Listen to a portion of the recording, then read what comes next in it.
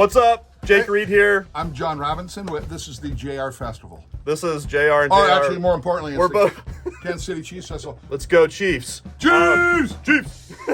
Yeah, I'm from Kansas City, so I obviously love the Chiefs. And JR... I'm from Southwest Iowa. I'm just 2 hours north of him. JR needs no introduction.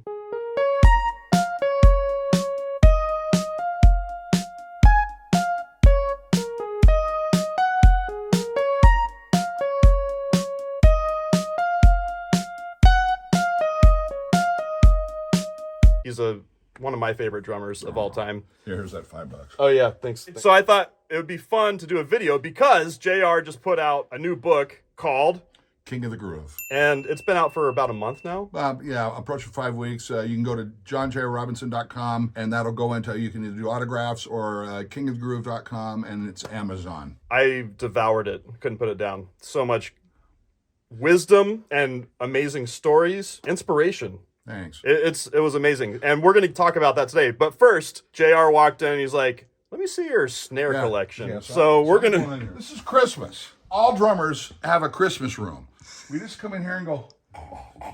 I was inspired to get this drum made because of you. I saw a video where you were talking about you used to have a 9x14. Yeah, I had Yamaha in 81, 82. You know, going through the mentality of thinking that the deeper the snare, the fatter it sounds. That's not necessarily true. However, in this case, my Yamaha is a 14.9, and I can't find it. Oh, no. So it may be sitting at Yamaha now because they wanted to clone it, but I don't know what they did. But that is just remarkable. This is the Bible. And I know that most cats have these drums. This is, early to mid-70s or late, maybe 77? Yeah, I got that from my friend, another JR, Jordan Rose. Oh, geez. Being a DW guy for almost 20 years and now with Slingerland, under DW moniker. This is still the mainstay, the go-to snare drum, and because you can do anything with this drum. This one, I mean, and you said Stan told you not to buy this? My story with this drum is it was on the counter at Pro Drum one day, just the show, and Stan's like, you don't want that drum. You don't want that drum. And I'm like, no, I want that drum. And he's like, no, I got this. I got these holes in it. You don't want that. And I'm like, no, I really do. I want that. I need it. And he's like, well, the holes are there because back in the 70s, I drilled that for Rick Schlosser to put a sonar muffler in. Oh, yeah. And he was, he's like, that's what everyone was doing back then. But I took it out, and I was like, I definitely want that drum. Yeah, I had 2 of these. I had a 69 and a 70. Something happened to one of them. Going through all the years and coming in through different cartridges, and, I had my own with Bear and Catfish. Something happened, but my 70 went to my son Jack, and you've got this quite thin with the ambassador. Yeah. Remember the old stories about Gadd in New York using this detuning and muffling of it, and that was a lot of the old classic records were done with. Which sounds amazing when you do that too. Actually, the Acrolite that's over there to the right, I've sort of done that, a similar thing. Oh, well, there you go. Yeah. Why buy a new head now? Never change it. Never. Yeah, that's wonderful. This is basically a piece of shit. It is. And that was my first snare drum. Oh, my God. And Kansas from... I got it in Kansas. I got it from CNC Drum Shop, from Bill Cardwell. All right, let's get out of the candy store. I have... By the way, this is a nice book for humanity. It has just human stories. Of course, there's drummer stories in there. I have to say, I'm a softie, and there was one part of the book I just started bawling. I'm serious. The Barbra Streisand story with your sister. Oh, yeah, that was rough. We were in Berlin. It was such a touching story. I lost it right there. Yeah, she was a big, she was another JR and Judy and. You guys, you just have to read. You got to read the book. Yeah. Read the book. Something I would love to talk about. You talk about in the book, there were 5 drummers. Yeah, I targeted 5 drummers. That you targeted. I could have targeted 50. Right. But that's books 2 through 5. Well, Harvey Mason. Porcaro. I'm going off. Jeff. This is from a few weeks ago. So Jeff, Peter,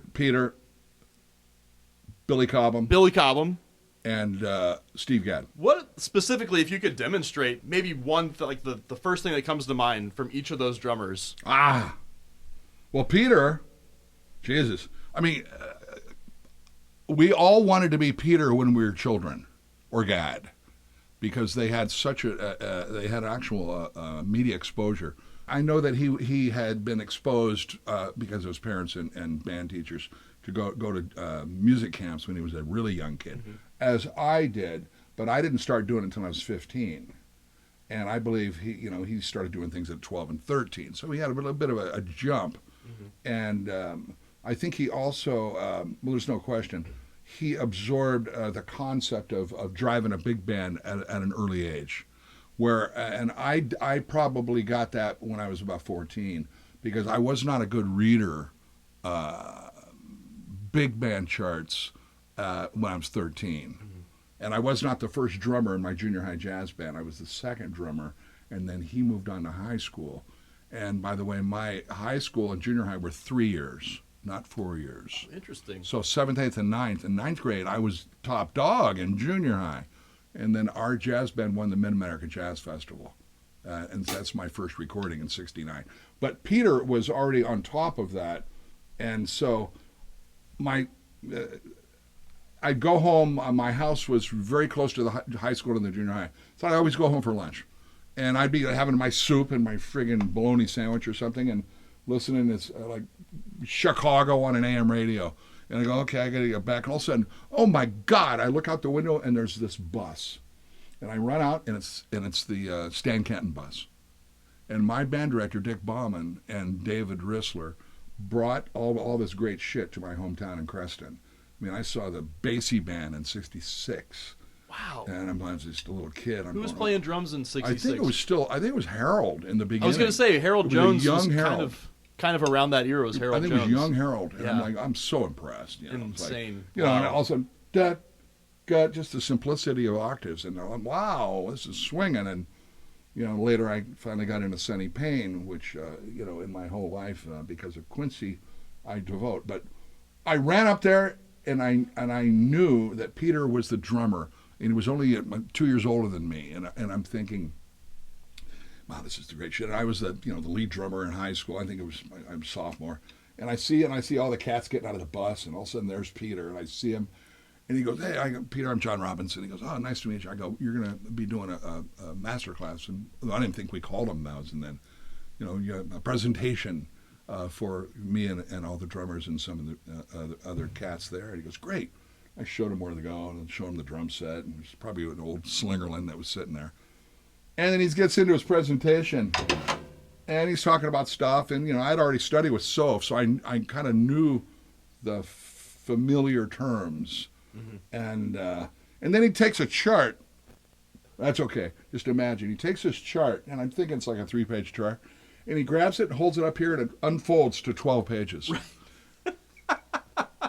Like Malagueña or something like that. Yeah, I probably was, and I was shell shocked, dude. I was shell shocked, and he goes, "Don't let this worry you."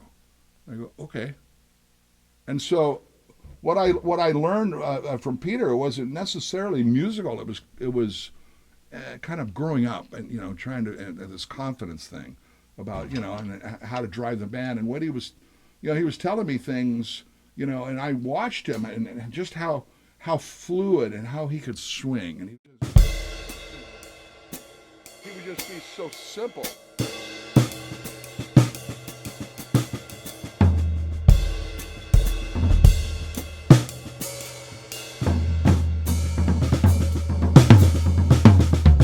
And just the way he flowed, but he had his own style. So that's what attracted me to him. And then later, he started playing with the heavy cats. And he moved to Los Angeles, which he moved there before I did. That was one of the reasons why I targeted him. This is not like not literally targeted. Not literally targeted. And I think we've probably buried those issues. No pun intended. And I watched and listened to records he was doing, because I'm a vinyl snob, and I started listening, and I'm listening to, okay, well, there's some pop stuff going on here. And I'm thinking, could I have approach that any differently, and or with a different outcome than how I perceived the final mixes from what he played? And the answer was yes. And it was no stab, or it was just how is my style then incorporating into that. So that was kind of what it was. One thing he and I were together for many years with Yamaha, and we were in the battle room with the powers that be, inventing things like a better drum throne, inventing all sorts of very cool things with Hagi. And by the way, I'm sitting on Peter's old Yamaha drum throne here. Hopefully he didn't throw that too far. Hi, Peter. Just kidding. But I was just always impressed with him. And then, later, and we started doing things, splitting sessions. Like I always talk about Jeff. We split a lot of sessions. Mm-hmm. But Peter and I, with Christoph Beck, were on... Tower Heist. Yes. You know what? That's where I met you for the first time. Oh, you came down there. I was at that session. And we were back in B... East-West Studio. East-West B. Yep, in the back. In the back. It was kind of a small room, but really hip. Yeah.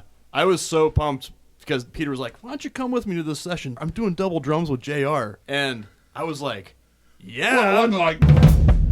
No. I remember it was like really hip double drums. Like it was a groove in 7, and you were holding it down with the groove. Well, and then Peter was doing like the cool like ride cymbal-y, jazzy stuff on top. And we asked Christoph It was amazing. I go, is that what you want me to play against that in 4? And he goes, yes. I go, and I didn't hear his music right at that. And then once I got his music, I go, oh, I see where you're going with this. Because anybody that listen to the track, the soundtrack of Tower Heist, I mean, you can hear which side I'm on, and they reverse us now and then. It's cool. And you can hear me maybe behind a little bit, or Peter rushing a little bit, or vice versa. It's beautiful though. And the different tones at that point that we were both using, but when it came to crunch, we both bit hard. And Valerio was playing bass. I remember. Well, that. you got to get somebody. And I have to say that day was really important for me too, because one of the engineers there was my friend Will Onspach. Who has since, he just won a Grammy, for a Killer Mike record. He actually won an engineering Grammy. Oh, that's really great. And we met that day, and he's to this day one of my best friends, especially in the music industry. Yeah. I'll say. But so that was the first time we met. And that was the first day that I met you.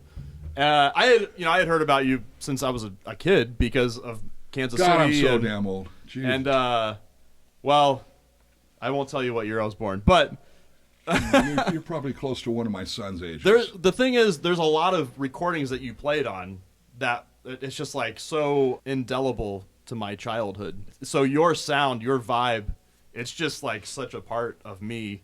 Same thing with Peter. It's kind of like I have a handful of drummers too. It's such a part of who I am, who I've become as a drummer. I just have to tip my hat to you. Porcaro.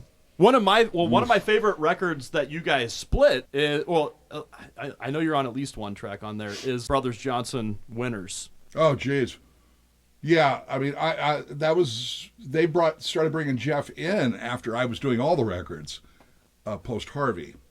And so Winners, and I can't remember the tracks either of us were on. You played on The Real Thing. Oh, The Real Thing. Yeah, and who wrote that? Was that Val and Lewis wrote that, I think? I'm not sure. I'm not sure either. But that was post Quincy. It's so freaking good. It's so And what did Jeff play on? God. I know, I can't remember. There's a song called You play on Teaser. Winner? There's one called Teaser that he's on. Okay. Teaser. It's kind of a funky one. So Jeff, of all these drummers, when I moved to town in '78, I moved May of '78, and I joined Rufus and Chaka right away, and we went on the road and finished out the '78 World Tour. Of all these drummers, Jeff was the only one that welcomed me with open arms, and I'm thinking, what does that say about him as a man? And, he was never insecure. He knew he was king of his shit. And he liked it when, Keltner kind of opened his arms to Jeff. You know, so it's almost like paying it forward a little bit. And it was great, and I started becoming very friendly with Paige, and then Lukather was brought into our Quincy rhythm section. So I actually sat in with Toto, and I sat in with the Garfield version of it, the NAMM years, and it was a very cool thing. But Jeff was, and there's a story in the book about Cher and the Hollywood Bowl, which I think people need to just buy the book for. You got to get the book. Jeff had this uncanny ability he was a bass drum barrier. He always buried it in. That was his deal. And he was not he is Joe's son, but he is nothing like Joe, and which was except musically. And Jeff would, and I still use this adage of, if you're playing straight, well, that's perfect and robotic. But if I were to lay that backbeat back like Jeff does, but you can mathematically do it, but you can't do it unless you feel it. Yeah. So I keep the bass drum perfectly in tempo. This is my own deal, but emulate what Jeff did by laying the snare drum back, which then creates an issue with your hi-hat when you're playing eighth notes. And I've told you about this. If I'm playing straight, sounds like a Cars tune. Sounds very robotic. So what I kind of, after listening and targeting Jeff in a good way on records and all these great, Katie lied for damn sake, and how this shuffle came out of him, and he did not consider himself a swing drummer. Mm-hmm. But as we well know, when swing was just, I just went off track here, but when swing was, or from the old days of ghosting the kick drum, and changing it to modern, or whatever it is, Jeff had that just an amazing ability to do that by laying the backbeat back. So, when I'm playing a straight groove, if I'm robotic, if I lay it back,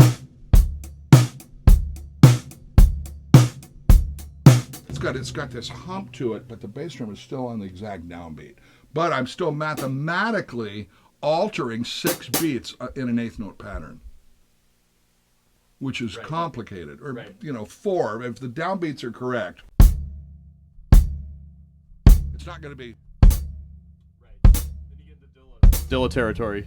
Yeah, or D'Angelo, 1991. Yeah. But, that's the advantage of it. As simple as that is, it's incredibly difficult to play. Jeff was incredibly instrumental, and he just welcomed me with open arms. And we used to just hang out. We'd be at A&M back then. It was A&M, Henson. And, where are you at? Oh, I'm in B. What are you doing? I'm doing Lionel. What are you doing? Oh, I'm doing something. Okay, cool. Real quick Jeff story. Rufus was signed to Fitzgerald Hartley, and we had our own management. And later then we joined with Quincy and became this huge family. Well, we got a phone call from Mark and Larry going, all you guys, the Rufus guys, there's 5 of us. I want you guys down in Beverly, and we're going to have a meeting. Okay, cool. Well, maybe there's something going on. We're all sitting there having a coffee, and all of a sudden, we just wanted to know if you guys were okay with us bringing in another group into the family. And I go, yeah, man, who do you got? Well, it's Toto. And we go, really? And because it just makes us look better if they're there. So they were managed by Fitz Hart for a long, long time. And it was a very dear time. The book is literally called King of the Groove. The thing I'd love to get into, though, is you targeted all these drummers. Yeah. You took what you needed from them, what you loved. How did you fall into your own thing? Do you think you were born with your own style, or was it something where you were like, okay, this is what I do? No, I didn't learn that till later. I was born with my own style, and as a 8-year-old, you don't have experience or even an understanding of the world to analyze what that is. I mean, I remember listening to the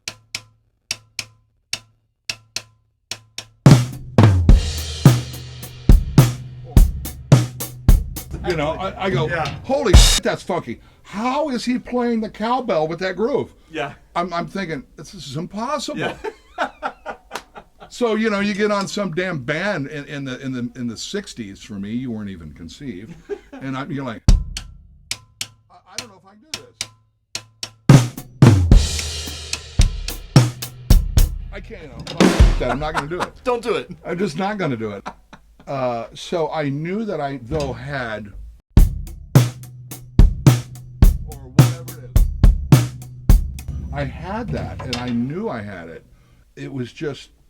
I got hit by a drum bolt, a God drum bolt. I mean, thank God, because my piano playing blew from ages 5 to 7. I'm like, I don't know how to add very well, so I got to figure this out. And my dad's standing over me, like, play, you know. So I mean, I do still play keyboards, and I compose with keyboards too. But drumming became a natural thing. So, is it something you can develop?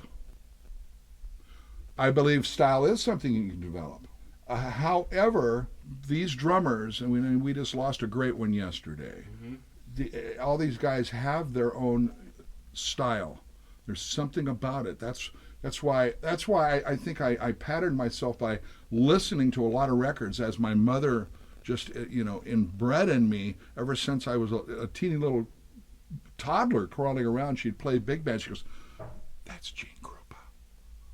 Oh, well, and what's it? That's swing.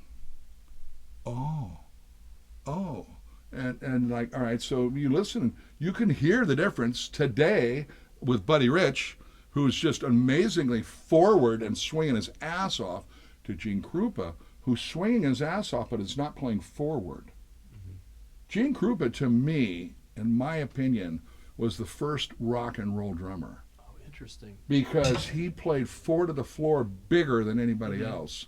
And because there were no microphones micing him, maybe, one of those highfalutin ribbons you got in that room, out there. Yeah. But, to me, it was they're playing boogie woogie in 40, and original stuff. So that became that, but you can hear the difference in style. Yeah. It's funny because I one of my teachers, John Von Olen, who... Oh, Baron! The Baron, yeah.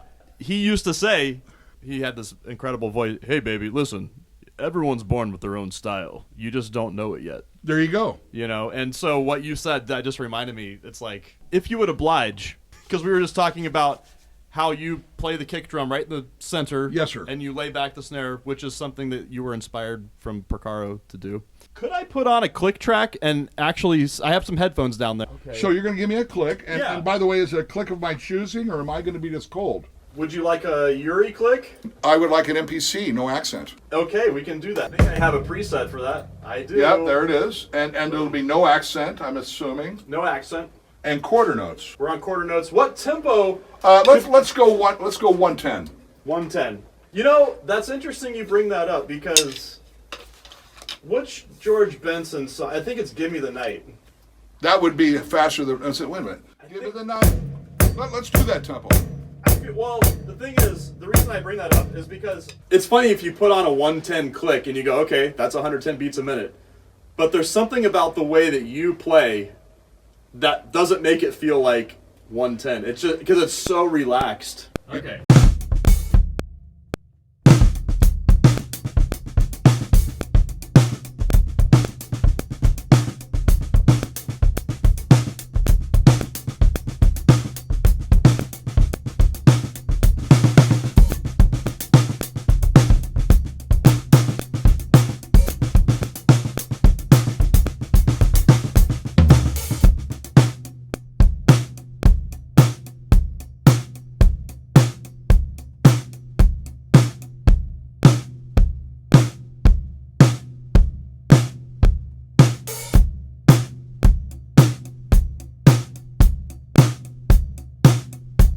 So notice, I'm behind, but I'm not.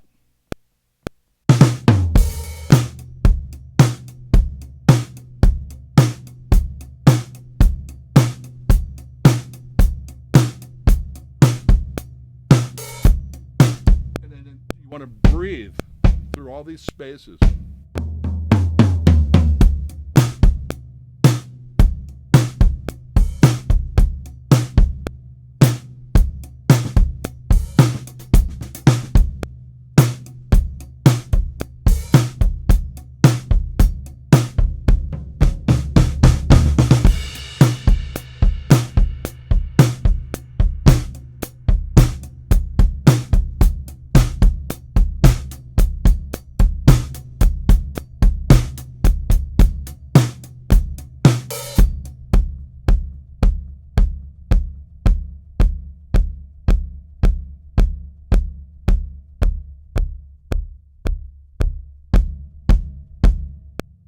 Wow, I buried it.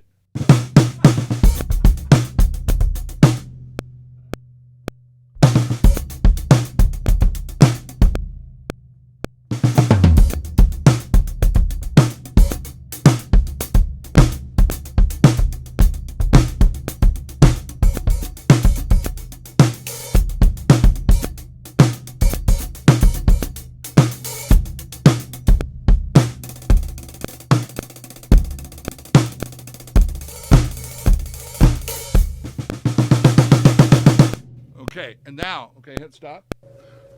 So a lot of things happen, and that's why I played a whole bunch of different styles. But like, all right, you're going to play a fill. Most drummers are going to go pick it up or rush. So the whole thing is, I'm hearing still the click is there, and you still stay with it, but you control the click. So I don't know if that makes any sense. Or do you want me to play straight for a while? Sure. All right, yeah. all right. I think this is so invaluable because to me, I ask a lot of people. I'm like, who's the best guy at playing with a click track? And bar none. Well, there's you, and there's like one other guy that a lot of people say. But to me, it's like you're the guy. Thank you. And so that's why. And you know, in case I know all you guys out there, you're going, oh, you have to play with the click track, blah, blah. No. In LA, if you're doing sessions, the click is you live and die by the click here. I'll give And one you've been quick. doing it since the 70s, so.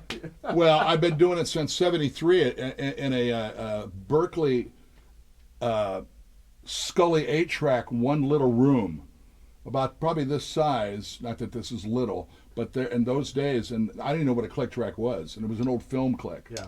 So they go, just play with it, and you know, you're gonna.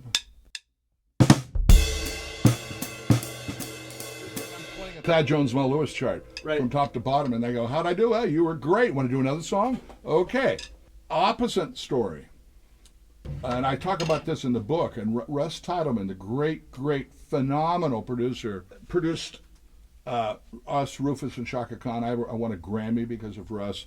I've worked with Eric Clapton because of Russ, George Benson. So I Steve Winwood, which is a whole nother chapter. But Yeah. Russ called me up and he goes, JR, we just cut a George Benson track, and it's the old Bobby Darin song "Beyond the Sea," and you guys are talking about click tracks and click tracks.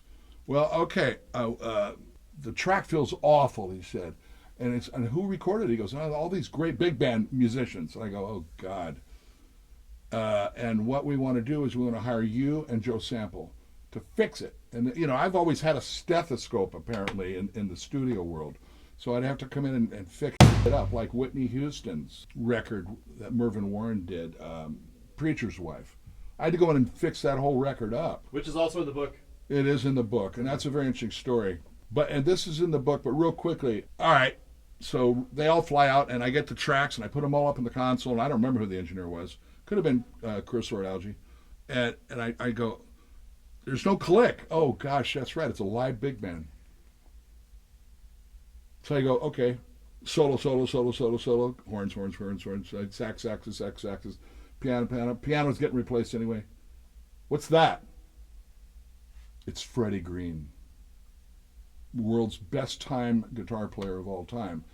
And I take this, and we made a analog copy. Oh, we could have digital in those days.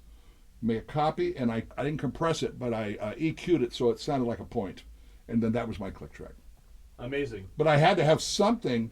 A point of reference. Yeah. A point of reference because it was already recorded. Right. So, which is also, that's challenging. That's super. It's almost harder to do when. I've had to go in with a ashtray filled with sand, like at a hotel, and empty it out and use that as a click track. Like you. I'd play it before to the track, so all the other cats could play with it, and then the engineer had a frame of reference. Yeah. So all the drummers that think, oh, it's just a crutch. No, it's a useful tool to have this, and especially, in today's times with Pro Tools. But anyway. Where were we going with that? I was going to play straight. Oh, yes. Let me put the click back on for you. All right. So I'm just going to play eighth notes, 1 and 3 and 2 and 4.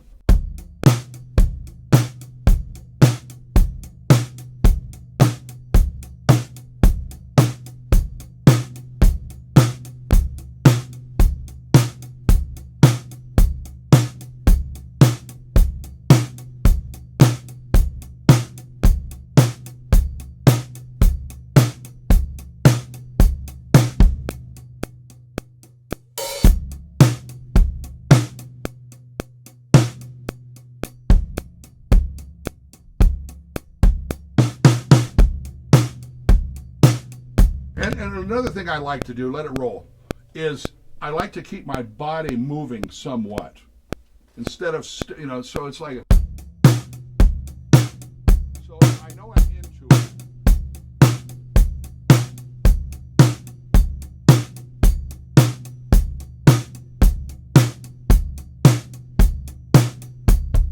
And then that way it has a life of its own. This is, it's important for the click not to intimidate you, How are you able to build that consistency? Ooh. When I think of JR, I just think consistent AF.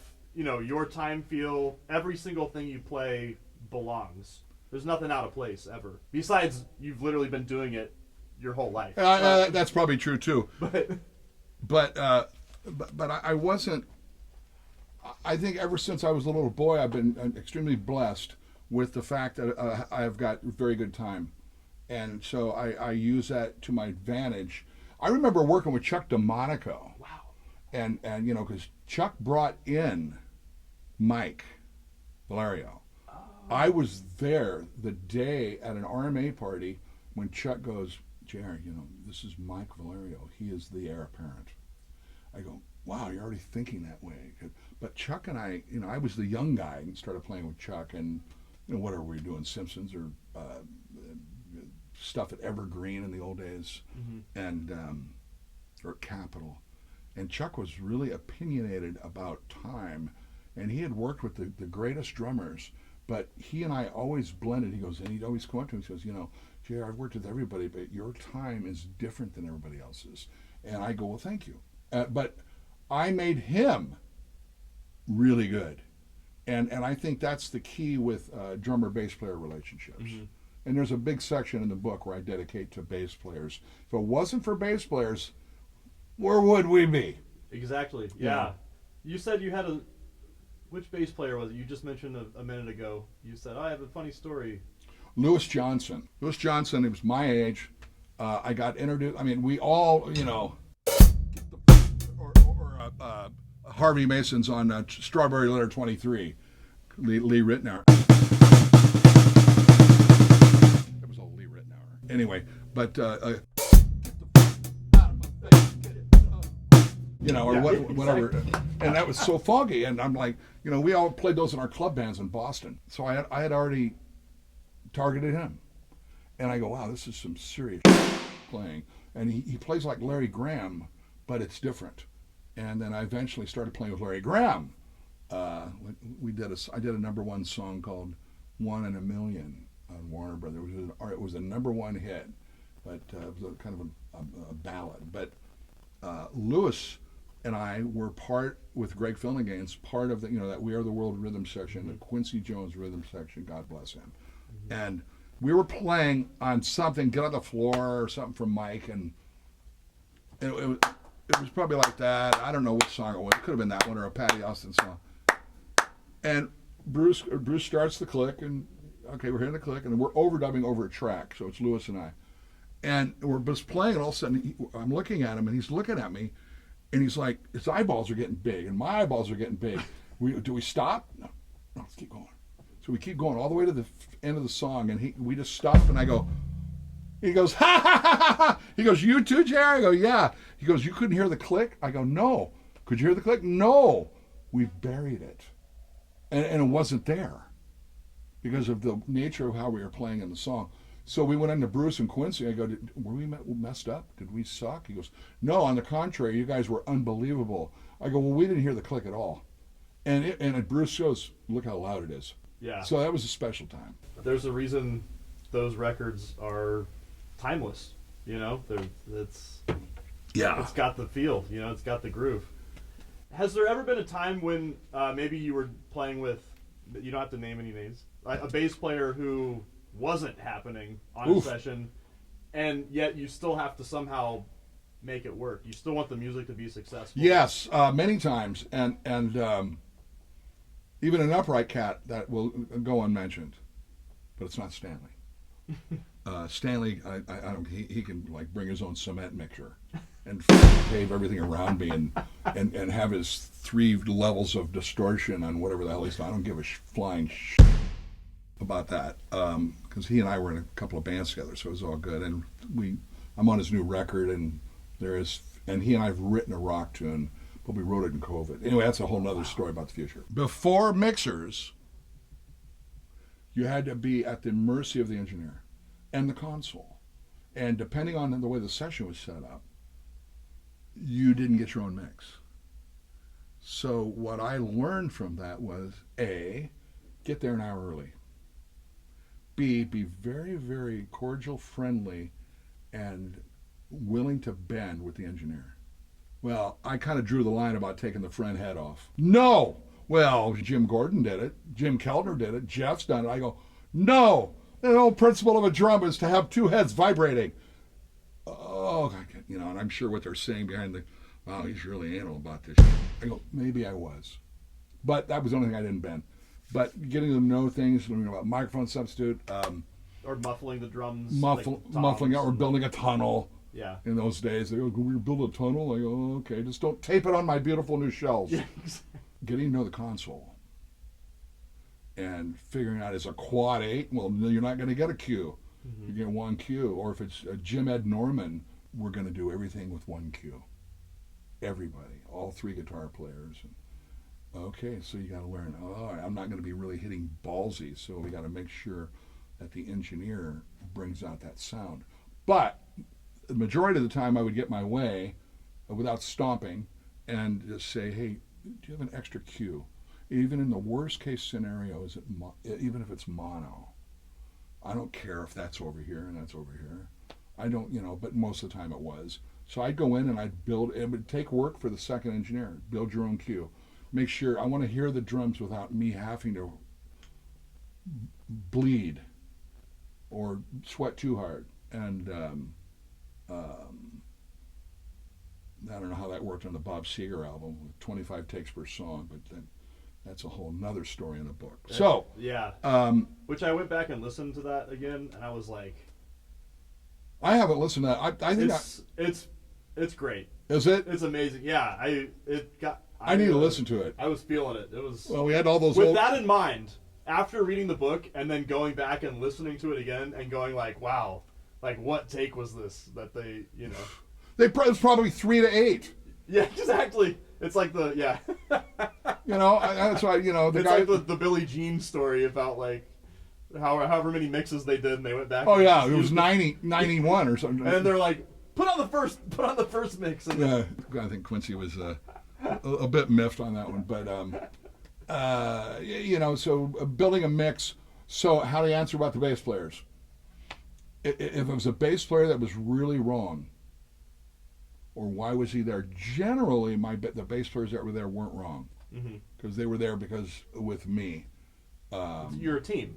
It was a team, or it was a group effort, yeah. And like Neil or it was Lewis and days, or Abe Senior, those kind of days. But ironically, with Stanley Clark, a lot of those sessions we did with Stanley, he always had another bass player. Interesting. Because he was he was playing lead and producer, and he wanted Alfonso to play, or Neil. Yeah. Or Freddie or somebody, and so that's the thing. But when it came, I would just basically walk in privately to the engineer, and I'd go, "Hey Bob, you turn that bass down about 16 dB." 16. or I used to like certain loud guitar players. Dean Parks was the only exception, in my opinion. In the old days, Dean, late 80s, early 90s, had a limiter built into his rack. Oh, wow. And so he would have the headphone outputs running through his limiter, and so it only out probably 85 dB or something. So he was controlled, because he got blasted once. Back when I joined Rufus at Seals and Croft Studio in San Fernando, I can't remember the name of it right now. It was Day 5 Studio. That's where we did our first record with Roy Halley, and the second engineer had a feedback loop to me. I was just sitting there getting the radio over, and I literally blacked out for 3 seconds. And I thought I could have been dead. I could have been done for a month. That's how much time felt like it went by. Yeah. And fortunately, I could still hear, but that's not a good feeling, you know. No. Today's times, you know, it's a bit more controlled, and you know the level of headphones and stuff. But you got your own cue, so you don't have to ask to turn down. Unless you're you know, working with Jim Ed Norman. Yeah. There's so many great recordings that I could like sit here and go. I feel like Chris Farley, like on SNL. You ever remember that skit where he interviews Paul McCartney? Yeah. Remember when he played with the Beatles? Yeah. That was awesome. You know, Yeah, that was awesome. I feel like I could do that with you. Like, remember when you did this? That was awesome, or whatever. There are a few specific things that I would love for you to talk about recording. I mean, there's if you type in JR's name, there's so many videos of him talking about the really famous things that he's played on. Yeah. David Hasselhoff. There you go. Unbelievable. Anyway, go ahead. Oh, you know what? Speaking of... Sorry, I let that cat out. So we're at this... Erase. No, this is like Men in Black. It's just... A few weeks ago, we're over in San Marino at a bike shop. Yeah. And my daughter's running around the store. She runs out, and I hear this voice, and this guy goes, "Oh, hey, little girl. Oh, sorry, I didn't see you there." And I walk out. I recognize the voice, and I go, "That's David Lee Roth." Oh my God! And without the hair, how was he? Like I haven't talked to him in a long time. He was nice enough for like some random ass dude coming up to him in a store and like saying, "Hey." But I was thinking of you because you know obviously you played on his first. I helped break up Van Halen for 1 year. That was what I was thinking of when you said David Hasselhoff. I was like, David Lee Roth. Hey, Pasadena, right where we are. Because he's right up the street. Well, I don't know if he still is, but he is. Yeah. That was that house was amazing. Have you been there? I've been in there for a so-called come in and listen to some music session. I didn't bring any sticks. I didn't bring a foot pedal. I didn't bring any drums. And I figured out how to get there, and I realized it was his father's studio or house. Mm-hmm. His father, I believe, was an ophthalmologist, and David inherited the house, but that was Van Halen's rehearsal house. And I come in, and there's nobody in there, and I'm like, wow, this is really cool, man. It's freaking huge, and there's a basement in California. So I finally go down there, and I go down, and I see Dave, and he goes, yeah, man. And I go through this first room. And it's like going to the Macy's rack of those round clothing racks, and every one of them had all these hip jackets. There was like one room filled with all those, and then the next room had all these hip shirts. Then it had pants. It was like, wow, I'm freaked out already. Then I look up and I see all these Playboy magazine centerfolds, all up like high school, all up over the walls. I'm thinking, whoa. And then I finally walk into the back room and I kind of see these drums. There were old beat the shit up Tama drums from Alex. Oh, wow. And all of a sudden I look over and there's Billy Sheehan and Steve Vai. Billy's sitting on an amp and I go, wow, what are you guys doing here? Well, we just come to just say hey. And I go, David, this is not an audition. No, this is not an audition. By the way, can you play these drums? And I go, oh, so I go look, and the foot pedal went, eh. Oh, yeah, classic. And I go, oh, God. And the drumsticks look like Willard lived in the basement. And I go, I'm so hosed, man. I'm so hosed. And so this is after we had cut that record, so I was the first guy that came in. Oh, and he called me, he wanted me to go on the road, and basically the story was with my first wife, Yvonne, and I'm sitting there, and we're watching TV, it's at night, and I pick up the phone, hey, Jared, it's Dave. Hey, man, we really want you to be in the band, man. You ready to go on the road? I go, well, you're going to make a lot of money, and you're going to have to get divorced. And she heard him. And I go, we'll discuss it, and I'll call you back. So that was that. Wow. That was that. Wow. And then that's when they went out with that new breed. It was really smoking, actually. Yeah. Was Greg playing It was drums? Greg. Greg got the gig, and I guess it was still Billy and Steve. Yeah. But here we are in Pasadena. Amazing. Yeah. A couple of grooves I would love to discuss with you. Well, there's so many. Yeah, pick one. Don't pick a hard one. Ain't Nobody. Great. It is such a signature groove of yours. And it's in the book. Hawk, David Walensky, wrote it all, and lyrics. Did he write the groove, or was that something He had it on a Lindrum machine, similar, but it was really sterile, as Lindrum machines are, robotic. So Hawk had written this just really cool song. And that song, Michael and Quincy tried to steal it. Oh, wow. And ironically, I would have been on that version anyway. Yeah. But it wouldn't have been nearly as hip. Yeah. It would not have been as hip. And that's one of those songs I can listen to anytime, any day, over and over again. It's so freaking good all the time. I never get bored with listening to that song. But I got a call from Russ.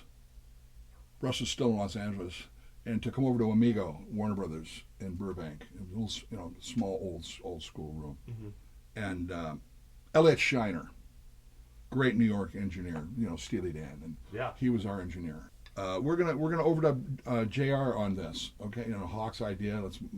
He agreed, I agreed. All right, let's do it. And I didn't study it.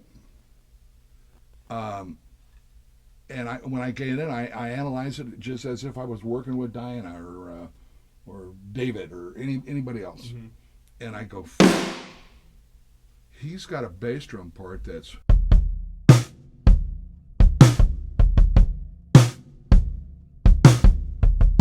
forever. And I wasn't even thinking about the hi-hat. But Russ and a lot of people in those days, and even Quincy and Bruce, we would do piecings of 3 and 4 piece drum parts and bring in the hi-hat later. Bruce's idea was to put a Atlas mic stand up here with a piece of lead surrounded by packing blanket, so when I would play I would have to lift my right arm over it so I wouldn't run into it. Yeah. I know I switched subjects, but it's leading into it. I go, Bruce, I'm having a little bit of difficulty playing what I want to play. He goes, deal with it. Okay. So getting to the Rufus thing, I'm like, okay. As before I went, that came later in my brain. But I was like, shit, how am I going to do this? So I put wrapped a towel around my leg, and I had to keep this. Yeah. Even though I can go.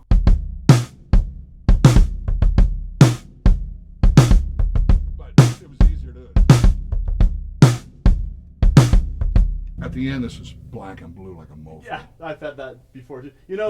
Oddly enough, I was listening to Split Decision. Oh yeah. The other day, But you can hear, no. if you listen really carefully, you can.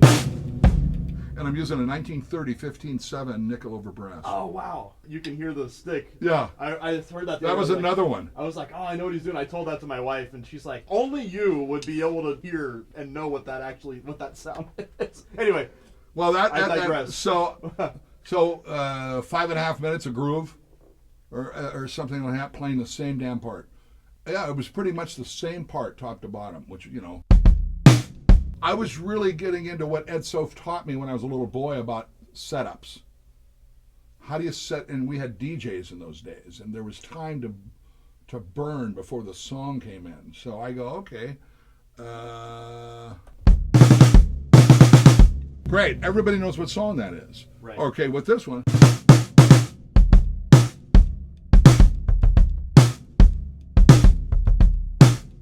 a Caroline drum pedal with a square wood beater. A lot of people don't know when Asba out of France, and they named it after the granddaughter, Caroline. And I was able to take this pedal and get past the DW, the Camco world. And go into a new form. I mean, I tried a Rogers pedal. I used to use the Rogers hi-hats, but I could never use the Rogers pedal. It was just too pussy, and because to be able to play at these velocities.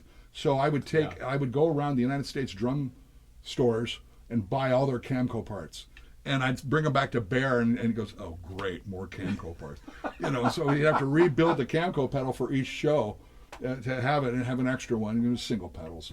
So that's how we cut that. And then I go, "Oh shoot. There's a hi-hat part," and I'm listening, and so I just like 2, 3. And the beauty about what Hawk had written was it paused. But it was a dance thing. So,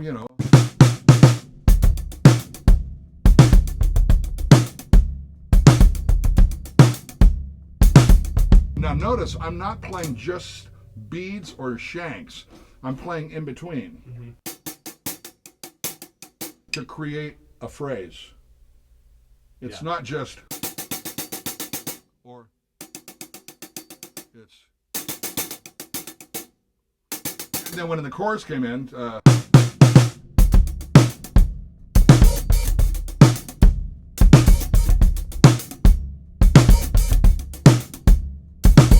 was the only differentiation. Right.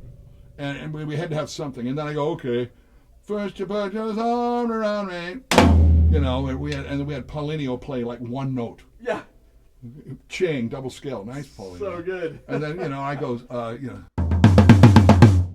was just like, and I remember Hawk saying to me, because he and I were joining Glenn Frey's band at the same time, with the potential of becoming an Eagle. And we were with Glenn for a year. I remember him saying to me, John, when you do these tom overdubs, think about like how Russ Kunkel used to overdub his tom fills, how musical they were. And I go, wow, that's interesting. Nobody ever really said that to me before. So, okay. So I took a Chaka's phrase and then answered it. And then that's how it became. And then putting the final nail in the coffin, I'm coming out of a studio that was on Cahuenga Ventura Boulevard. I can't remember the name of it. Probably some Japanese session. Mm-hmm. And I'm backing out, and it's like 5:30, and I'm backing out. All of a sudden, I see Mike Baird walking up. He was coming into work. I see Mike, and I'm coming, hey, Mike, hey, JR, how you doing, man? Yeah, I'm good. Good. And it was a completely different session. I'm driving back to wherever the hell I lived. And Agora, I think, or Calabasas. And he goes, golly, ain't no buddy. We were just smoking on the charts. And he goes, man, you programmed your ass off on that. I go, Mike, it's me. He goes, yeah, I know, it's you. I know you programmed your ass off on it. I go, no. I played it. You didn't play that drum part. I go, oh yeah, I played that drum part. You played that drum part? And it's like from then on, it was like, and of course, in like pre-Pro Tools days, there was you had to be nails, like you. Yeah, there was pre-dig. We Yeah. Oh. There's no just like looping it or like. No, I didn't even know what. Actually, we were the first to ever do loops with me and Bobby Watson and Renee and Angela. We did, and Swadine produced it. We took 4 Atlas mic stands in a space such as 10 feet, and took half-inch tape and ran it. And I would hear a click, and the click would be that. All they wanted was straight, and I would play for probably 30 seconds. And they would find the best 8 bars, and then it was 8 bars. And they found it, and then they took it and ran that into the 24 track, and there was the loop. And we started doing that, and I know other people have done it before. We started doing it in 80 or 79, yeah, something like that. I think the famous one's like Africa. Well, that was later. Porcaro, but that was like 82 or whatever. Yeah, it was, and him and Lenny together. Yeah. With Al Schmidt, right? Yeah. That's incredible. And so you're talking about overdubbing the toms and everything. You also talk about doing that. You read the book. Higher Love. Did you overdub the toms? I overdubbed a lot of stuff on Higher Love. Because it seems like the 80s, that was the time when they wanted maximum separation on everything for mixing. And if you listen to those records, you can say everything what you want about today's stuff and Chris Lord Alge's mixes today, but, even off the wall, analog holds up. It's so good. But, we overdubbed for maximum separation. Give Me the Night, I overdubbed the hi-hat. Oh, I didn't know that. I knew you didn't know it. Wow. I overdubbed it. That just blew my mind. And I used a 1977 Gretsch bebop set with an 18 and a Valley 6.5 snare. And I tuned tuned that bass drum so low it was almost flapping. And Bruce Swadine had 2 heads and ran a Sennheiser 421 in there, and had the snare. Yeah, it was kind of medium high, muffled. And then I just play that. Give me the night.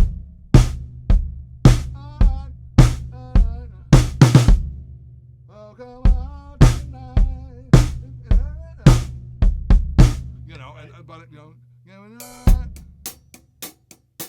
But you have to, when you're doing those overdubs, you got to make sure you don't go 1.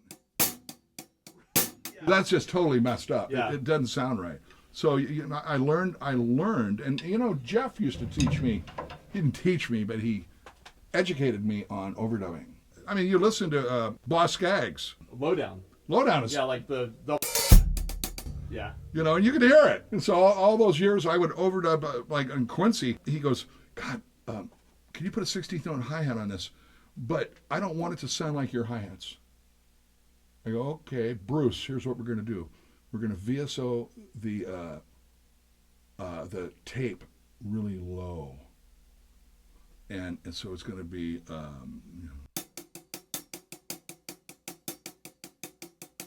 when it comes back, but it's going to sound high, Yeah. like 12-inch hats. Very speed, guys. Yeah, various. Yeah, good luck with trying to figure that and that. I still can't figure it out. Matter of fact, somebody just PM me if you know how to do that. There's a very speed plugin. It's not as good as. Is it glitchy? No. Here, it's hit me to okay. that down the line. It's okay, yeah. So here's a question for you with the overdubbing thing, because you obviously did it a lot on a lot of very important records. Was it easy for you at first to be able to do that? Totally, You because have such I'm playing with myself. Yeah. No, I'm sorry, but I know the drummer. Yeah. I know how he's going to react. Yeah. And you have such a solid sense of time to begin with. Let's hope so. So I remember when I first started having to do that, I was like, oh my god, like, you want me to do what? Right, and sometimes the engineer doesn't want to put you back in the mix like you were hearing it. Right. Which then you got to say, hey, now wait a second. Or a lot of the times where you're overdubbing a shaker or a hi-hat, they don't have it just mixed at all right.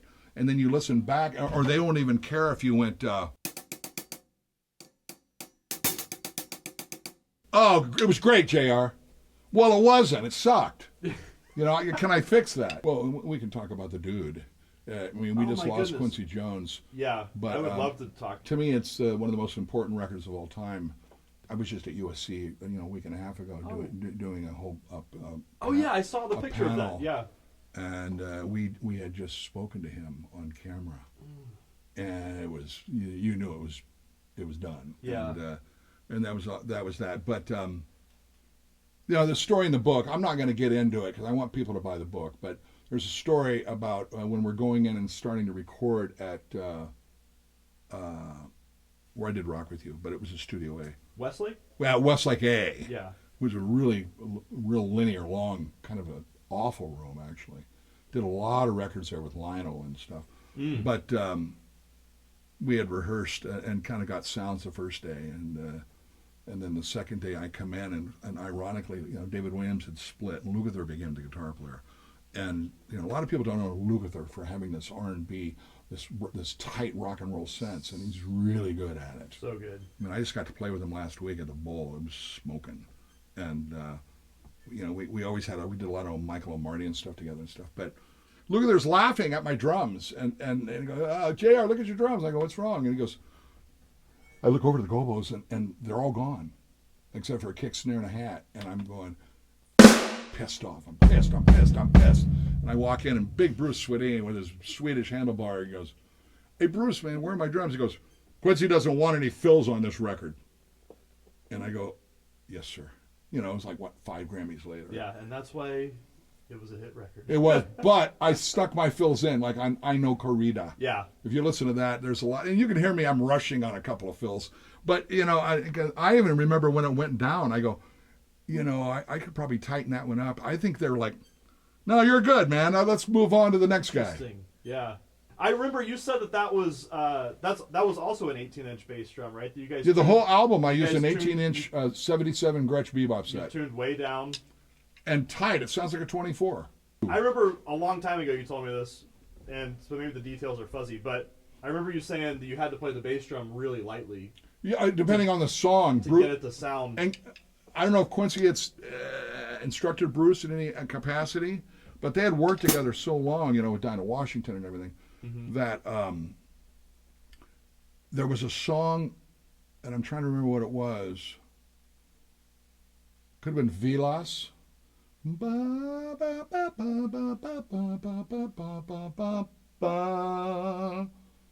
modulation. It could have been something like that. Could have been 100 Ways. I love that song. Which he wanted the bass drum to be pianissimo or mezzo piano, and the snare drum to be mezzo forte. I go, that means that I have to tie that knot with the hi-hat part. And I can't be going, I have to figure out, so it starts with that. So, excuse me, I learned how to use the beat of the stick a little bit more. And then, I remember working with Larry Carlton. I did about 4 or 5, 6 of his albums, and the engineer Rick was talking about cross stick. And I don't think I talk about this in the book, or do I? I don't think I talk about cross stick. And there's an old adage about where is your sweet spot on a drumstick? Yeah. Is it 2 inches? Well, that sounds awful. Or is it 6 inches? Sounds awful. So it's somewhere around 4.5, 5 inches, mm-hmm. and you don't bury it, pull it out. So I remember him talking about, what's really cool, JR, is that when I record you with your cross stick and then he hits a snare drum, it's the same volume. Yeah. Well, a lot of drummers struggle with that, and because there's an awful lot of hip shit going.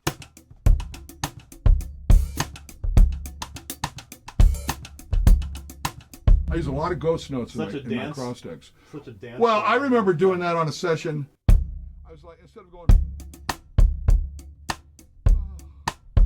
yeah, I'm on a Roberto Carlos session. But I started going, listening to like Abraham play bass.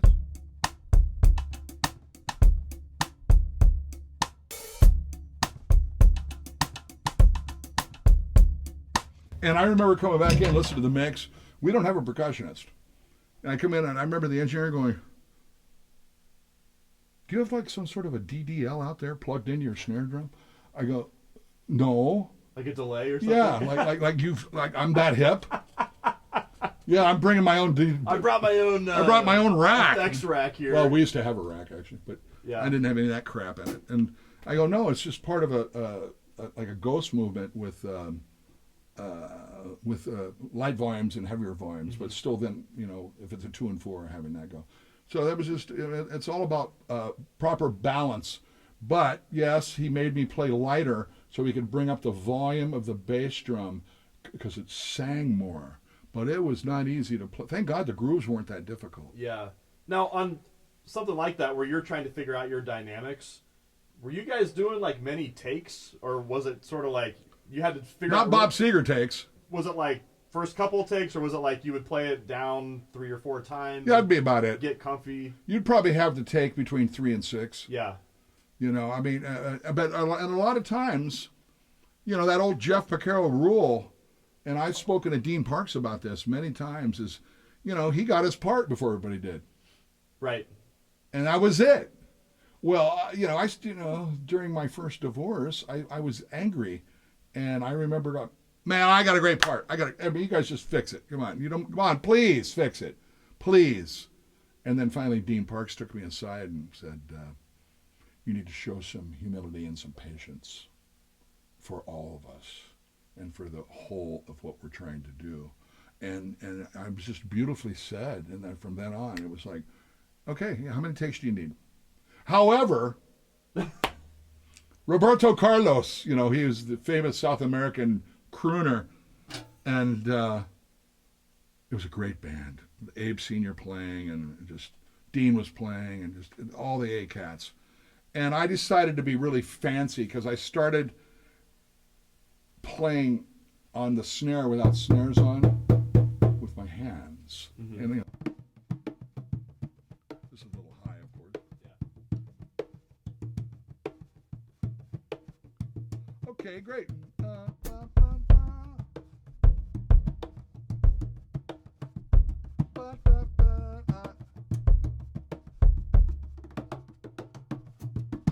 Okay, great. It's a great take. Let's do another take. Up a half step and down a click. Okay. Ba, ba, ba, ba. So pretty soon, all right, 4.5 minutes. Oh, 7 takes. And I go, Abe, man, I can't do this anymore, man. I got to keep my take. And my takes were all perfect because they had kind of locked into, because he was always changing. and I'm like almost bleeding and swollen. That's why I never liked playing congas. Yeah. And I remember Abe would never rebel, and Abe would go, Roberto, John's like bleeding, and he can't do any more takes of this vibe. He goes, take a break. And I go, I'm not doing this again. So that was kind of, I was trying to be as nice as possible. Yeah. But, be careful what you unveil, because then you're going to be stuck with it. I always told Chaka, be careful of the hit record that you're going to have to sing for the rest of your life. Right. That's true. And that high note. Just be careful. Yeah. Yeah. Oh my gosh. Yeah. Amazing. Yeah, so, you go to hell and you're playing, you're playing at 220 and there's no coda. Right. Anyway. The sax player takes 20 choruses on Cherokee. And Hey, when we moved to town, you're just bringing up stories, which is, I think, cool. When I first moved to town, and Bobby Watson got me into a club in North Hollywood on Ventura called Josefina's, kind of a really hip pizza place meat market. And they had a funky little band, and the drummer's name was Mouse. And one night I went and sat in, and it was the first time I ever saw Harvey Mason and Danny Serafin and Jeff Porcaro, and there they were, Peter. Oh boy. And then all of a sudden, then the next weekend, Jared, you and Bobby want to sit in again? I go, yeah. And all of a sudden you look, and they're out the front door and around, there was a line of horn players. It was hell. Everybody wanted to blow. We were playing, Mr. Magic. Oh, God. a couple of just drum questions and engineering questions from that era. So you said never take the front head off the bass drum. No, never. I had. I just didn't want to because I was so amored with my Slingerland and then in the Yamaha world, Yeah. It was like, wow, they sound really good with the head on. How about you try to learn it? And so, okay, go ahead. So there's that, but also, what about, this is something that I talk about sometimes on the channel, like muffling the drums. Yeah. Would you, is it sort of like you're working with the engineer back then, and they would say, hey, or the producer, and say, they're a little too Boomy. they're a little too boomy, they're a little too lively. Like, I mean, they weren't Keith Carlock, wide open concert bass drum boomy. So what was it like in your experience back then? I would learn about beater changes. Okay. So I started doing things like, I got into the square felt thing from Ed Sof, as a youngster, and like, wow, this is like this. Certain guys are using these things from the big bands, and then I go, how about I make this out of wood? Yeah. So then we started developing that, so that I would change beaters depending on the song. So, and I've still done that. I quit using round beaters because it eventually will destroy a bass drum head and put a hole in it.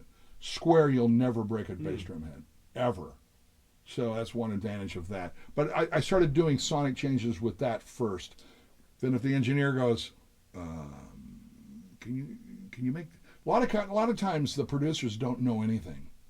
Right. They don't know anything. Can you make it a little more purple?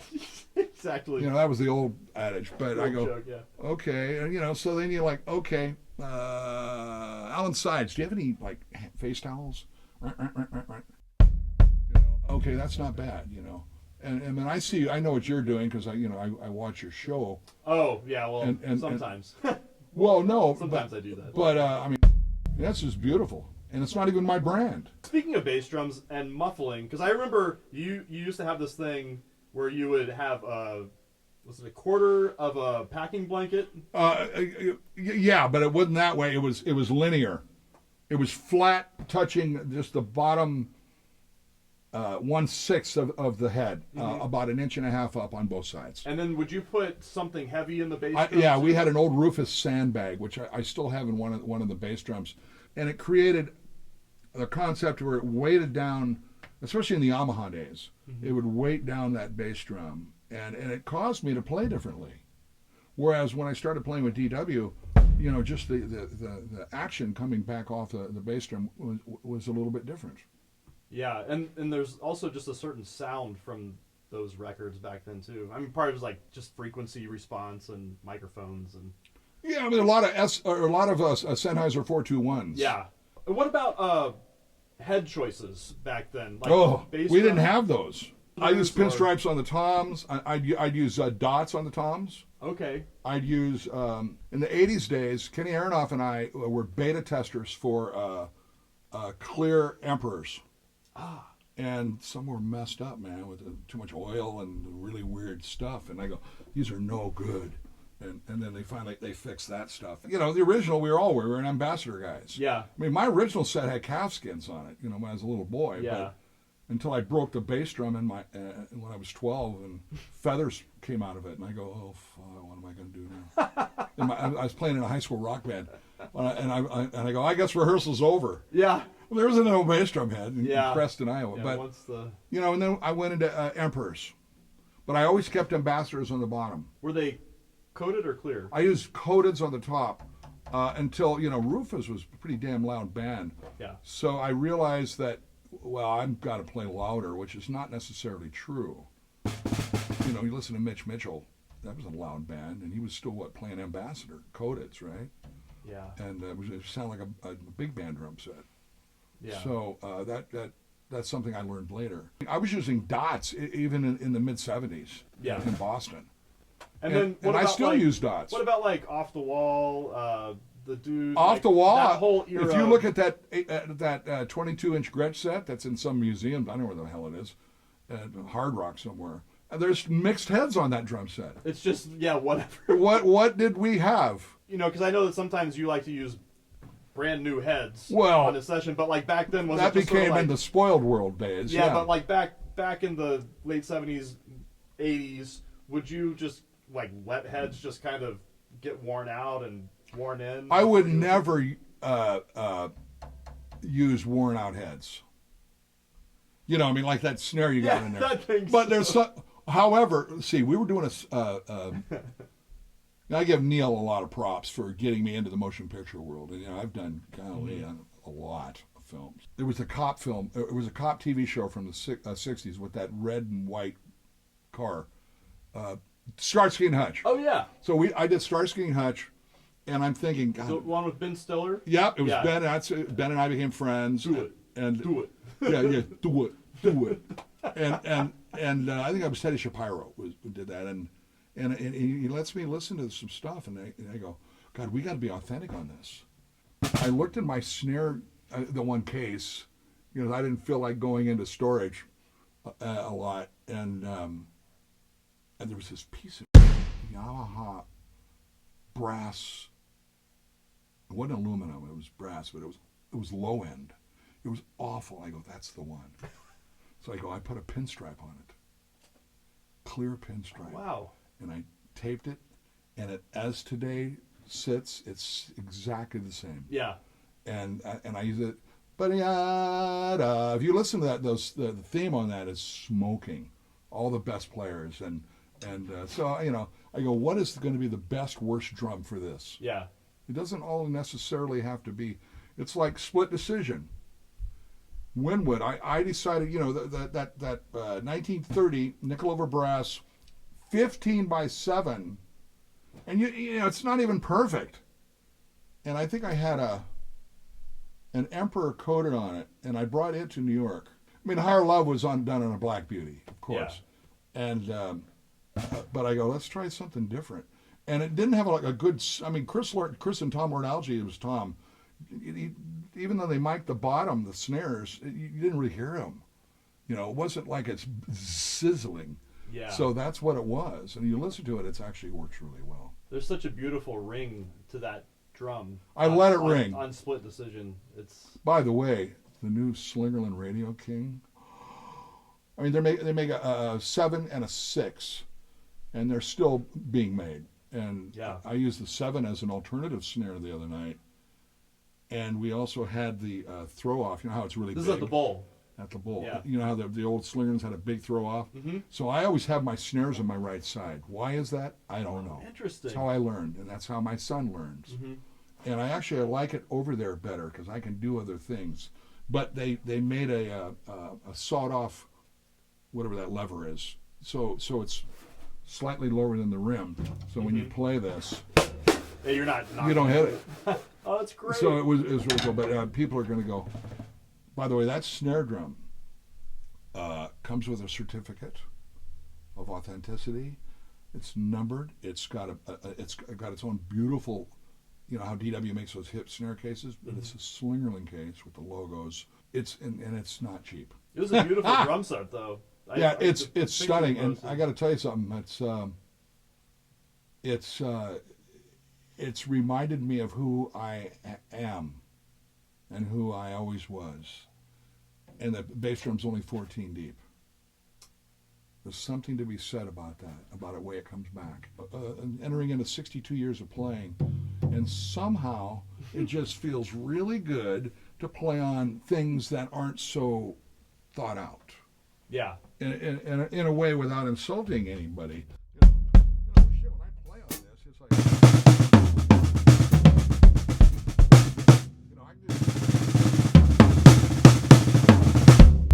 and it's like, okay, even though this is not set up for me, and you got this really like. Totally. But I didn't know, yeah. I don't want to raise the dead. You mentioned Higher Love and using that Black Beauty. In general, that Kraken Black Beauty sound. You want to bring me one? I'll get it real quick. For that kind of sound, if someone hands you that Black Beauty. Well, I mean, obviously, it was muffled when I'm, that's still not going to work, but. Yeah. That won't work, but it doesn't matter. There should be some tape. Yeah, there is, but that's okay. Yeah, whatever. And I mean, this is the magic of this drum, and this has got an ambassador on it for everybody. And I probably had an Emperor coated on this thing. Oh, interesting. So I mean, after cutting the Higher Love is, and Tom Loralge, I mean, it's pretty much dialed in with Tom using modern technology, even in '86, even though it came out in '86. But after I cut those parts.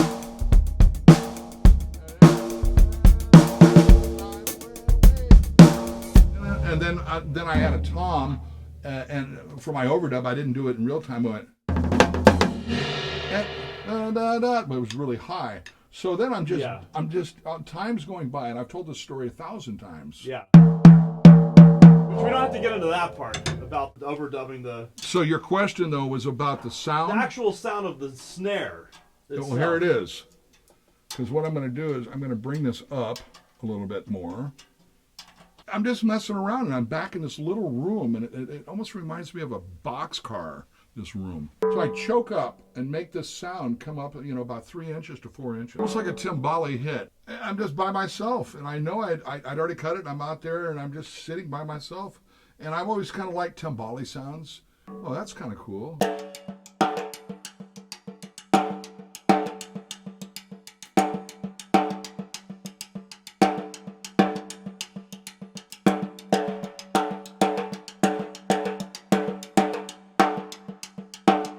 All of a sudden, the talk back, as we'll talk in the book, and Winwood goes, JR, do that. So that's how it went. Man, I'm Johnny Rodriguez now, man. But it was just kind of a magical thing, and all of a sudden, they flipped that up to the front, and the DJs had some play. Yeah. Which you don't find today. Right. Back in the golden days, and then, of course, Winwood went home with all the Grammys, It's a Desert Island record for me, for sure. It's pretty. Russ produced his ass off. Yeah.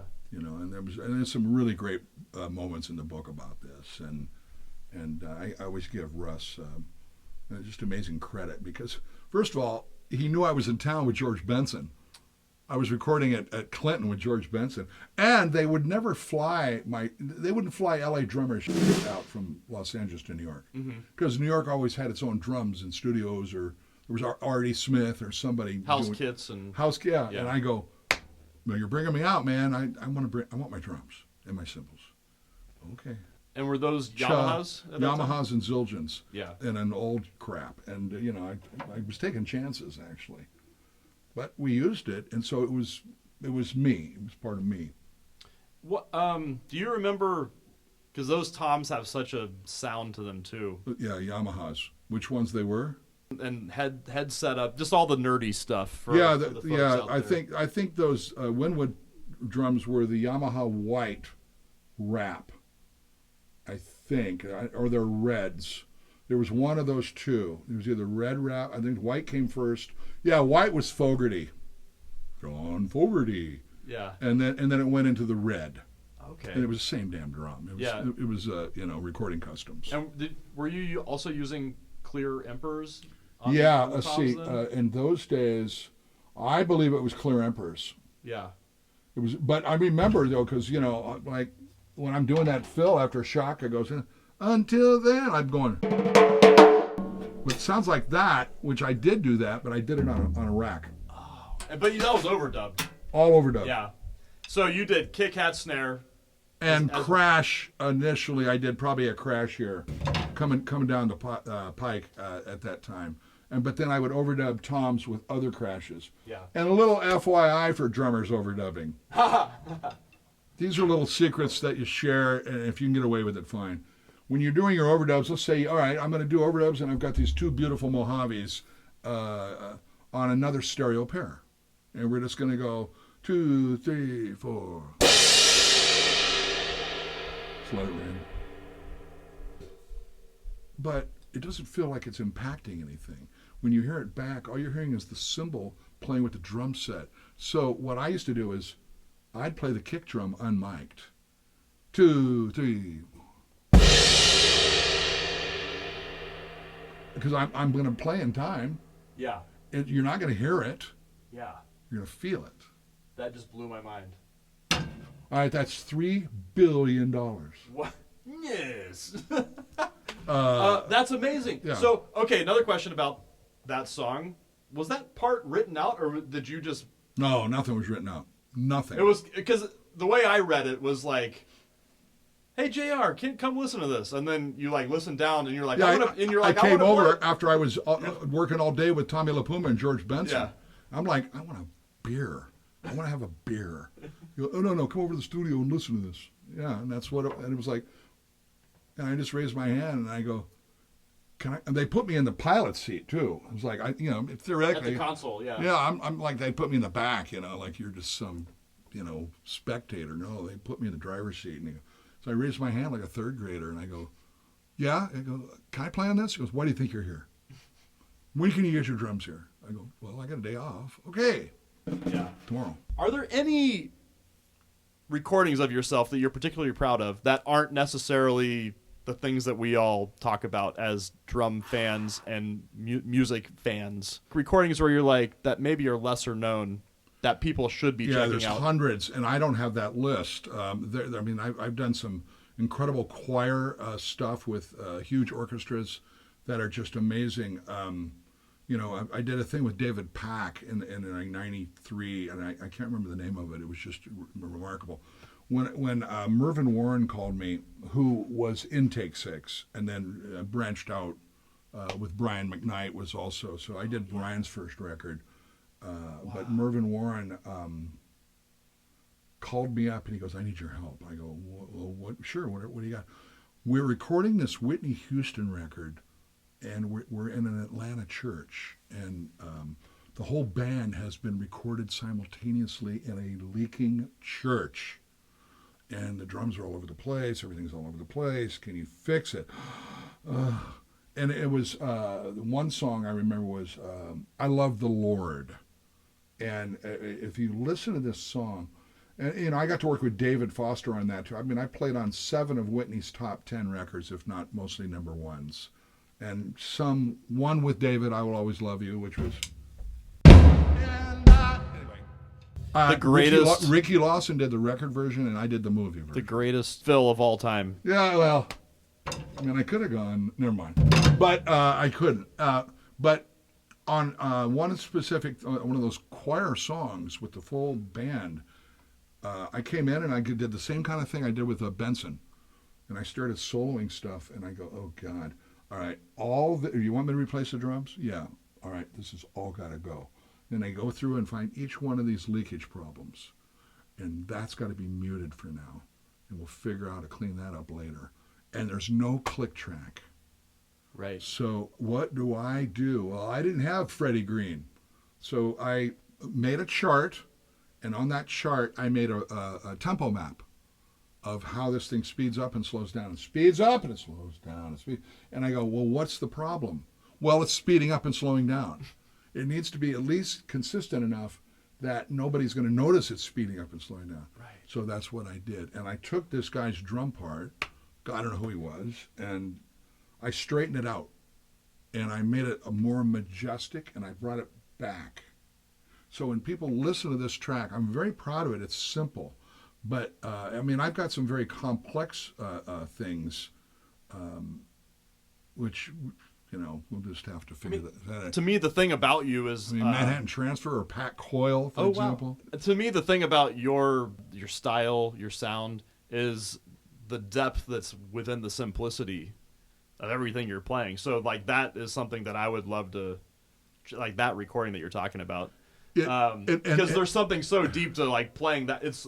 Guys, it's not easy. It's hard. And I played that live with Shalea and Yeah. try to reenact that same. I mean, she delivered it and I delivered it, but it wasn't anything like that record. That record will make you go to church. So when you did it though, and you're talking about straightening things out, like, how are you able to straighten out the choir? Like, if everyone's playing to that. Well, the nice thing about a choir is There's not a lot of transients. yeah, you know, it's never going to be in time. It's kind of like a string section, but I mean, but in a gospel choir, I would say that that's not totally true. So I don't know. I don't even remember if we were on Didge or not in those days. We could have been. So that some of that stuff could have been cleaned, but as far as what I did with the, you know, it's like.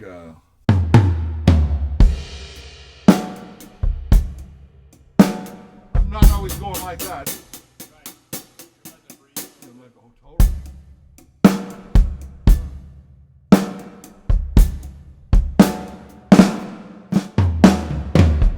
Make each fill majestic that works in and around the vocals. Mm-hmm. Then when it gets to where she wails, then all of a sudden the whole chorus choir comes in.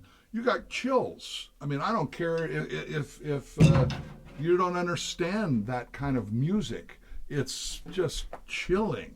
Yeah. And that's how I got into it, because that's how I felt. But I'll give you another story. Okay. The opposite of that. With Russ Titleman and with Steve Winwood, and we're doing Back in the High Life Again. Back in the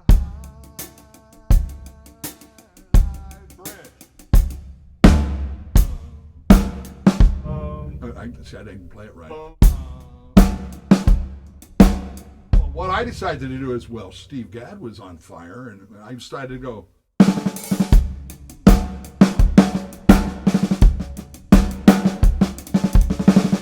And all of a sudden, I did the take. I came in and I did it top to bottom with that bridge, and they were kind. And they go, "JR, can you punch in the bridge and simplify it?" And I go, "You don't like the Steve Gadd stuff?" They go, "No."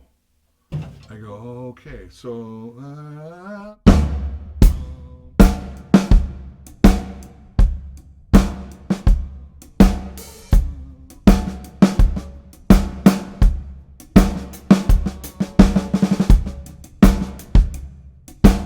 You know, and so I decided to pick and choose the holes and then let the air work.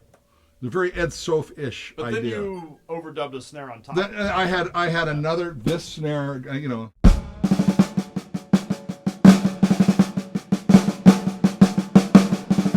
Over it, but I'd make sure maybe that was a little busy. Yeah. But especially that last fill when James Taylor comes in, he goes.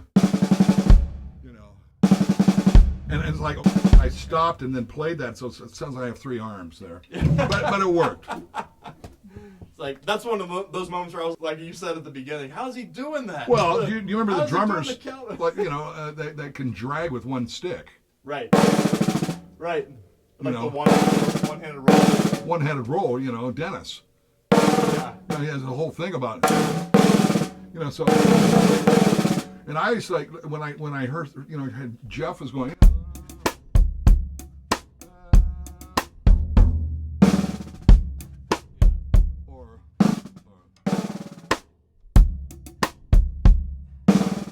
It's kind of fun because what it does is it leaves a hole, but yet it still has something going on in there with musicality and space.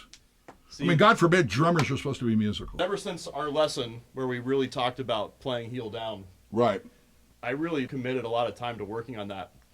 And it's funny because now in some of my videos, guys will be like, are you playing the bass drum? Because my leg is not. Yeah, you're not moving it. 90% of drummers don't play heel down.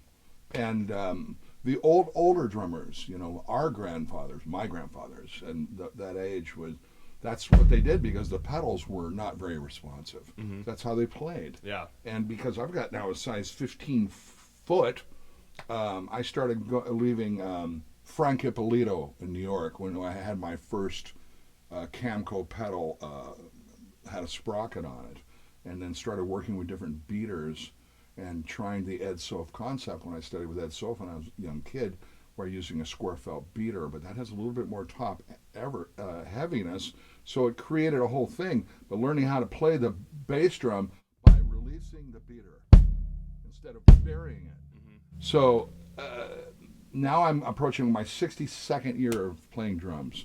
Now I'm going back and forth again. But Ed got me out of that habit and playing flat-footed and releasing the beater off the head. And it quite frankly, it keeps your time more solid. It makes you, it develops your strength and velocity, and you don't move your leg as much. So there are advantages to this. And I know a lot of, I'll find myself now, especially with DW drums, where the bass drums are incredibly responsive in a lot of ways, and I don't really muffle them down a lot, but I don't let them ring like Keith. Right. But I'll find myself on certain kinds of music, I will bury that note, or I'll play it buried and then release it for the low end. Yeah. Which is really hard to do. Yeah. Hence that. But so that I'm glad you got into it, and hopefully people, without offending them, can try it. Shall we talk about the future? What's in the future? And the future is incredibly bright. And that's, I cannot think of my career. I consider this the beginning of the fourth quarter. I'm about to approach a large number. And my goal is I have a fiance who is my book producer, Allie Mang. And anybody wants to see a really hot picture of her, she's in my book. And that's right. Oh, yeah. And she's just a beautiful, beautiful lady, and she's written 6 books herself, and she just knows everything about the business and everything about Broadway and everything. It's just a great singer. She was a multi-talented athlete and, a swimmer. I could never swim the butterfly. I don't know how the hell they do that. Anyway, it's a hard curling thing, though, because she's Canadian. She gets excited about curling, and I'm not. I was excited about curling when that chipmunk was sitting on the thing. Anyway, it's a real beer drinking sport. Apparently, curling. And I've slowed that one down. But I'm still with David. I plan on always being with David. It's the most rewarding factor of that is we're like brothers. I mean, I've been with him since '81. I've seen every aspect of him and his life and his growth and his little son is one of my little students, and even though right now he's playing with cars and dirt, thank God. And Kat and I are very close, and I've always been in that. So we've got we're going to go out with Chris Bodie next year. Cool. We're doing a cruise again, that jazz cruise, which is I don't get to play jazz. I just want to play jazz. But we're not playing that. But somewhat. Anyway, so we're doing that. The book is about to. We're making a deal with a different situation in that. I'm putting together. I have a band with your friend and Mitch Town and Andrew Sinowit called SRT. There are potential gigs next year for that. It's a kind of a power organ trio. It's very unique. Nobody's got anything like it. You guys sound awesome. When I heard you at Catalina, and you had black dots on your drums. How dare me? It sounded great. I forgot which drums. I was using that small DW. It was a smaller with a 20. And I was thinking, those are kind of small drums for JR, but Well, I always used to use those 18. It sounded big though. It still was funky. It is. Well, wait till you hear these Slingerlands. Anyway, hello. Speaking of the future. So yeah, the Slingerland drum set. I mean, it's still not official, but everybody knows it's out or it's coming out, and they're just finishing. They brought in Jose Medelis. Oh yeah, you know Jose, which he's written a couple of really good books. Unbelievable books, and he is a Slingerland aficionado. Knows everything more than I even know. Amazing. I did not know, and so he and I hit it off quite well. And we just did a presentation up at DW a couple of weeks ago for the U.S. dealers, and I unveiled just a 4-piece version, and that was just amazing. So the plan is to it's not ever leaving DW. It's DW now owns Slingerland, right? But it's a completely separate entity. Anyway, that's happening. The plan is to work with that a lot more in the future and make sure that we'll eventually have that in back lines in the next 2 years. Beautiful. So drummers will be okay. I'm in friggin' Jersey, man. Can I get some Slingerlands SIR? Yeah, sure. Okay, and that's one good thing. I have gone to a new cymbal company after 18 years with Peisty. I heard about that. And I had a great run, but things have changed. And I am now with Istanbul Mehmet, which is, a lot of people, really? I go, well, all the pies are made there. That's true. Everybody's pies. They're all made there, and just depending on the cymbal technique. The nice thing about them is they're coming out with a new JR line. Wow, congrats. And it's not about a monetary thing. It's about sonics. And I've said my fourth quarter of my life, I want to be able to play in any aspect what I want to do, and this is what we're coming out with. We're going to have they're going to come out with 15-inch hi-hats first, then eventually 14s will follow. We're going to do a 20 and an 18, a 24-inch switch with full rivets, and a 22 ride. And they're a bit they're not as soft as people might imagine. And right. then I'm going to have a like a Turk bebop 24 ride. Very cool. I don't know if that'll be part of the set or not. So that's coming. That'll be here by NAMM. Axis is coming out with the new JR pedal. It's definitely a collector's pedal, and it won't break, and it can do anything. It's direct drive, right? Always direct drive. That's their whole thing. I've been a direct drive guy since the old Squeak King, when we were 8. That's what I learned how to play on. I think we all did. Well, even though mine was like a used kid, but the concept of the direct drive was brilliant. Yeah. And that worked out. So that's coming. I'm reforming the J.R. Robinson Experience, which is a more of a powerful, bigger group with singers and doing hits. Oh, cool. And branching up to, Agent World and that kind of thing. So that's cool. Actually really good. I am now involved in 2 films, not just... even in full composing, I've scored partials of 3 films now, and now I'm in a movie, writing lyrics and songs and scoring called The Survivor's Room. It's a football film, and then there's another movie I can't discuss what the title is, and so kind of moving that way. I'm still recording when possible. There's a new Barbra Streisand record coming out with I did 5 duets with Sting, with James Taylor, with Kelly Clarkson, with Ed Sheeran. There's something I can't discuss that I've been working on and potentially trying to do a docuseries with Rufus and Chaka Khan. But because we've never done one, and I'm waiting for her to kind of run her mill of her solo thing. Right. And that we'll see how that goes. It's just all about putting the right timing on that. And there's something correlated to that, which would be good. I mean, some of those cats are getting up there, so yeah. And it's just about documenting the history. I mean, a lot of people don't know. Willie Weeks was in Rufus in 1970. Wow, I didn't know that. There was all sorts of cats. I mean, Paulette McWilliams was the original singer. So there's just a lot of really good stuff going on. Yeah. And there's probably other surprises, but I think that's enough. That's why I wanted to get together with you also, is because as a drummer, who has a YouTube channel Yeah, lucky. that's into And more drums than I do. and I'm into recording. Well, I get called to do, it's like I don't want to like mess up one of my other drum sets if someone's like, hey, can you do like a Birdman kind of sounding thing for this movie or whatever? You know, it's like I just want to pull out the drums that do that. Exactly. You know? Well, I mean, you've been fortunate. I think that's you're a great spokesperson for a drummer of today and what it takes. You know, I mean, remember how Ed Sof used to, you know, and Alan Dawson with me, how to talk to you about what we didn't know is we didn't know anything about business. Right. I talked about this at USC a week and a half ago, and you know, if we had known about business when I was, you know, in 1973 and 1978, you know, there'd been some different changes, and that's why I'm trying to teach my son Jack now, who's a great drummer. So, I applaud you. Oh, thank you. There's a lot of great stuff in your book too about entrepreneurship and the business side of things that you guys should read because Read. I want everybody.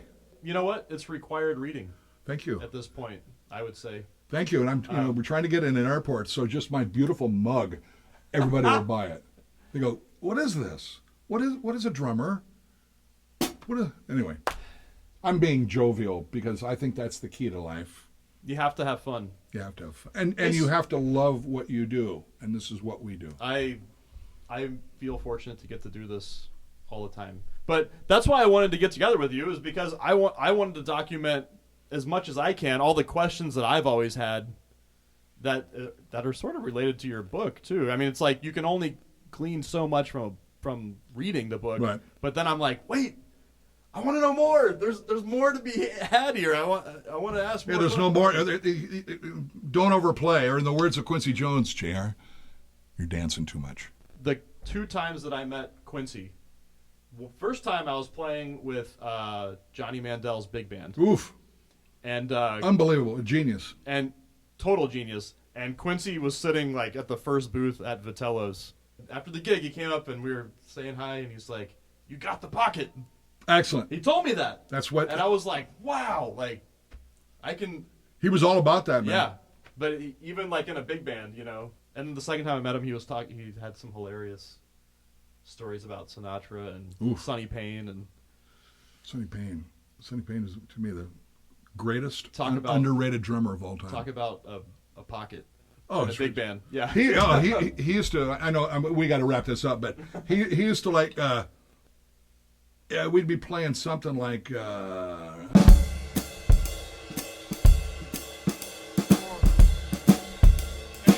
would want me to really lay into that.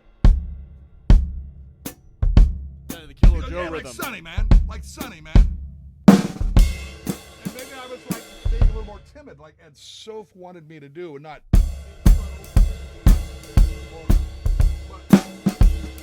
And basically, so I would turn it into me. Dun, dun. Yeah. And, you know, the original was Grady Tate. Grady.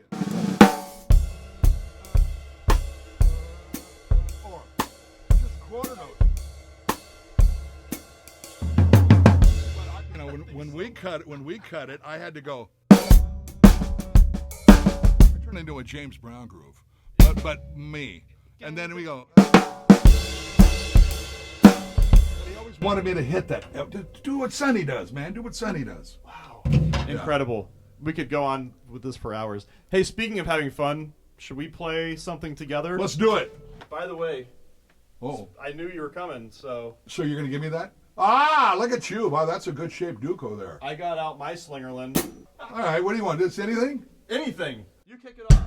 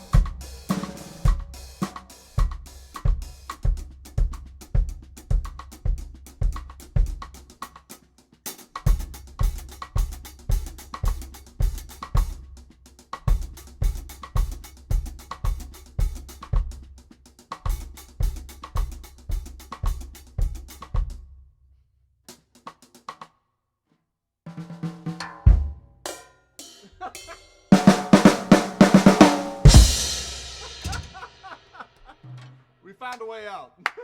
Good. But remember, we are the original communicators. That's right. The drums. Hey, Jake Reed, thank you so much, brother. Thank you, And- John J.R. Robinson. Yes! Oh, wait, as we do it.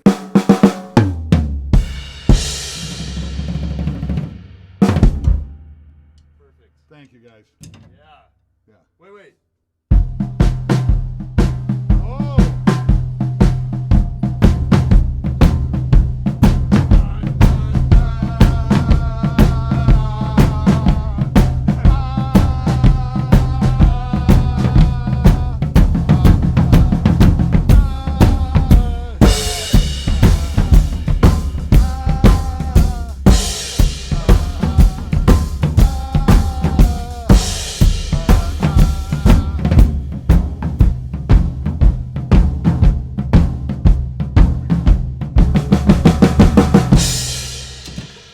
Jeez. Jeez! Yeah, brother. That was fun. Yeah. Thank you.